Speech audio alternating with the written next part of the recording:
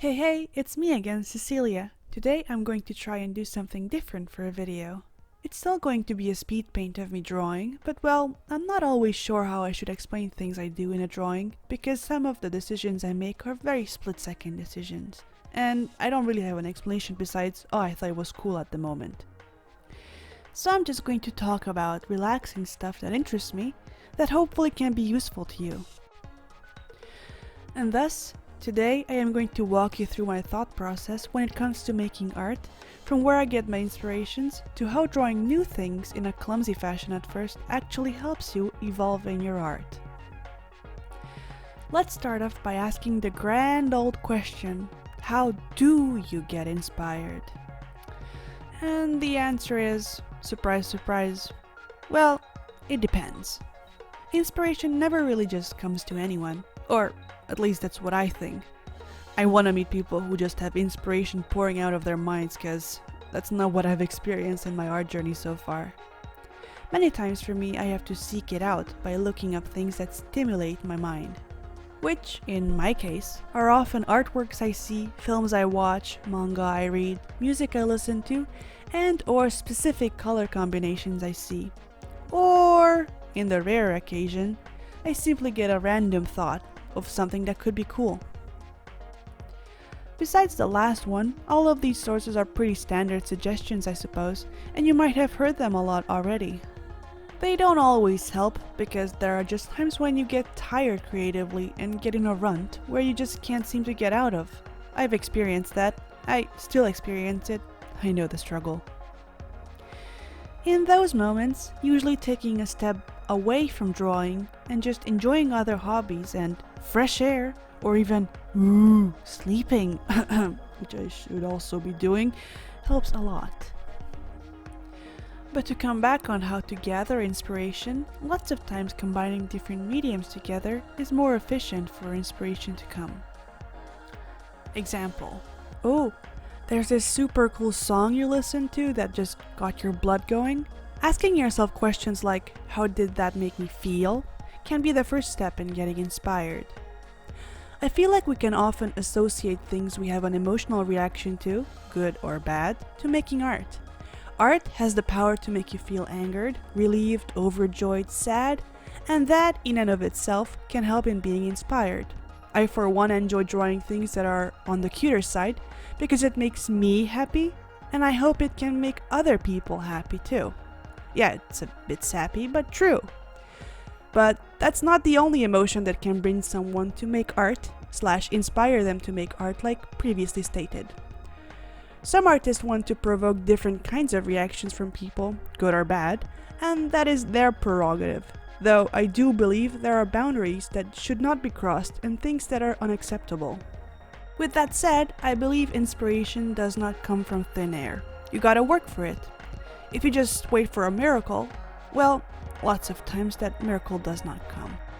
Sometimes you get a clear goal in mind, and sometimes you have to combine different things you like or find interesting to get that magical inspiration. For this drawing, for example, I had a very clear goal in mind from the get-go, so I did not make any thumbnails. I actually sketched out a very rough, ugly sketch on my phone with a stylus, and I transferred that into Clip Studio Paint. Here is Exhibit A. It's crooked, very rough, and frankly off, perspective-wise, but highly useful as a baseline.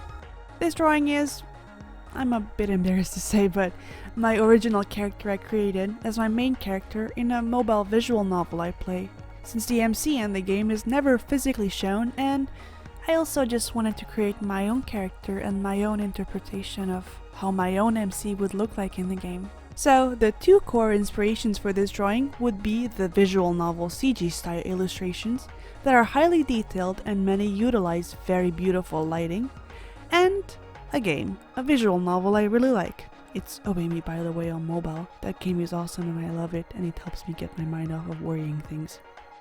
I have always admired these anime artists who make these huge high-resolution painting style illustrations, and I wanted to try my hand at it. So, my inspirations came from that particular style. I am an absolute huge fan of visual novels, and well, I wanted to see whether I could approach that style and learn it. The painting style of this illustration was intended to be much more spontaneous and explorational, which was the biggest driving factor as I worked away at it. I really wanted to understand the style, so we can say that this stubborn determination is also a way of getting inspired. Wanting to make something happen and working at it is the best way to accomplish things, in my opinion. Stubbornness rules. Though there are of course times when blind determination does not work, but that's not usually concerning art. So in a drawing context, stubbornness can be considered a good thing, I think. And this sort of concludes the How to Inspiration 101 part of the video. Moving on to learning from your mistakes. Well, I did not end up perfecting the style I was going for.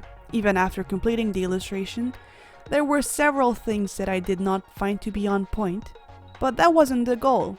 I did, however, learn a lot about how to paint better and what I should avoid doing in the future when doing similar style of illustrations. I have made my layers clumsily from the get-go, and that made it difficult to navigate. I did not name the layers properly, and I also had just so many of them that I lost a lot of time just searching for the layer I wanted to work on. Seriously, if the footage wasn't super sped up, it'd be painful to watch me try and find things on all the different layers. I usually work with lots of layers because I am very paranoid about making a mistake and realizing too late and not being able to go back far enough to undo it. So, the lesson number 1 I learned was to name my layers properly and grouping them better so I don't get hopelessly lost. I do usually organize my layers better, but since this was a whole new type of illustration, I focused more on the drawing aspect rather than the practical user-friendliness of the layers. This disorganized layering could also have affected how the drawing turned out in the end. The second thing I came to realize as I was working away was, I had no idea what to do with the edges of the character. Like, I went in without a line art, and I had to improvise a line art afterwards on the shading layer, because I wanted to go lineless, but it looked weird the way I did it. I opted to not make a line art in the beginning, because I wanted to see how it works and whether I can abandon it properly. But I came to realize that I shouldn't rush into things so fast, and that being patient with a drawing helps to make it better. For the next time, I will make a light line art layer. I can always make the line art layer blend in better after the fact by choosing the right colors, erasing certain parts and blurring it, instead of whatever I attempted to do in this drawing. I'm not saying I do not like the end result of my drawing. I am very much proud of what I made, especially since this was a new technique to me. But what I am saying is that there's a lot of room for improvement still, and that I recognize all the technical errors I made throughout the drawing. Technical difficulties can happen often, drawing on the wrong layer, flattening layers you shouldn't have, etc, etc. With time and practice, you usually make less of them, but accidents happen all the time. While I was drawing, I looked up other references for the colors and how to use certain brushes because I did not know how to utilize them right, and it was highly educational. I looked up videos of how it was easier to paint certain things and what kind of brushes were better suited for certain tasks, and it was a very fun experiment to actively try to learn a new thing. I encourage people to sit back down like this and reflect on what worked and what did not work on a drawing, and what kind of new things / techniques might be better in the future. Drawing isn't about getting it perfect on the first try. Where's the fun in that, honestly? It's about the journey of learning through trial and error and learning from your mistakes. I am sure the next time I draw something similar to this, I will start off the drawing in a much smarter fashion, and that is exactly the point. There's no shame in not knowing how to draw right off the bat. No artist begins like that. But when you want to get better at something, especially concerning art, it's practice makes perfect. I have been drawing pretty much since I've been able to hold a crayon in my hand, which is like 19 years of drawing.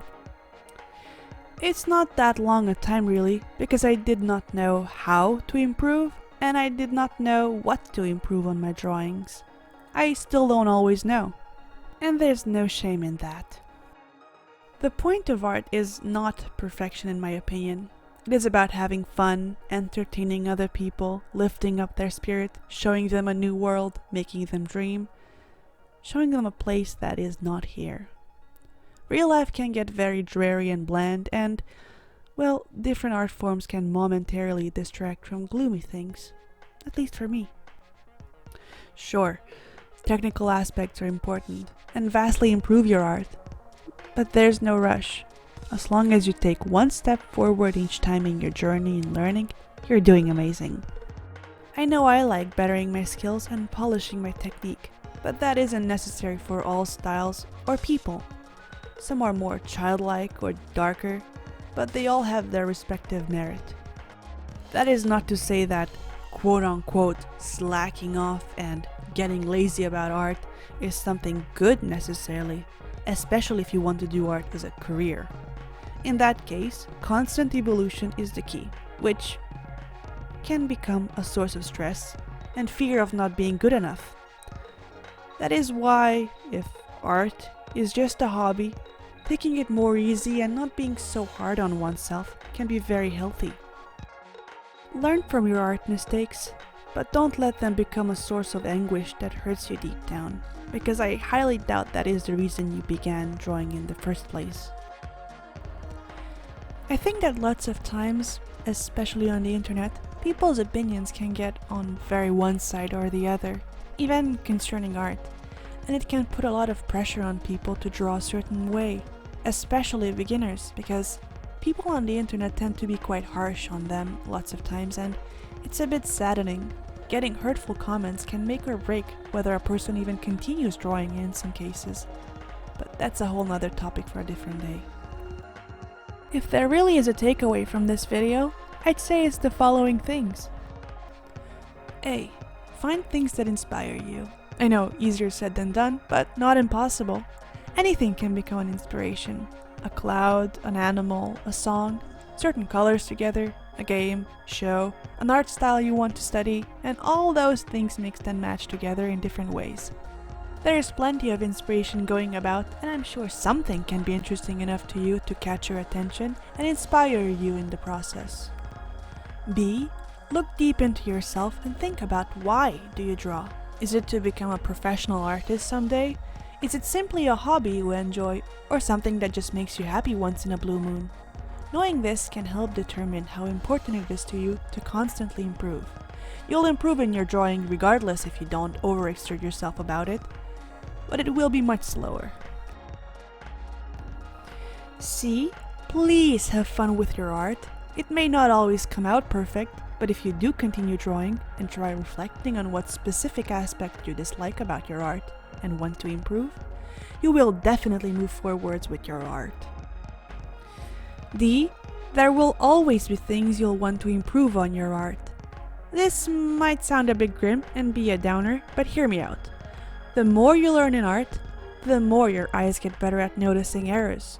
You sort of build up your database on things and become better at looking at art in a critical way. The errors you might not have noticed earlier will become more apparent as time progresses, and they can teach you on your drawing habits and quirks that might hinder you in your drawing. And E, closely related to D, be kind to yourself in your journey. Achieving perfection in art is near impossible and isn't necessary to everyone. Though if you want to reach it, by all means try, but don't be too harsh on yourself if you can't. Remember why you are drawing to begin with, and work alongside with that. Being able to first and foremost make you happy with your own art is a very important thing, because if you don't like what you're doing, why are you even doing it? Anyhow, here is how the drawing turned out in the end. There are a few things, like I said, that I know I can improve on for the next time, but I am nevertheless happy on how it turned out. The high-resolution version of this illustration, as well as the step-by-step breakdown of it, is all up on my Patreon. Thank you very much to all of my patrons, including Jace, Alberto Jimenez, Robert, Nick Gramacki, and Britt. Don't forget to like and subscribe for more art-related videos, And visit my Instagram at made_by_Cecilia, or visit my Twitter with the same handle. And if you are a fan of slice of life romance stories, you could check out my webcomic up on Webtoon Canvas titled Lemon Soda and Coffee. All links are in the description below. Thank you very much again, and I'll see you next time.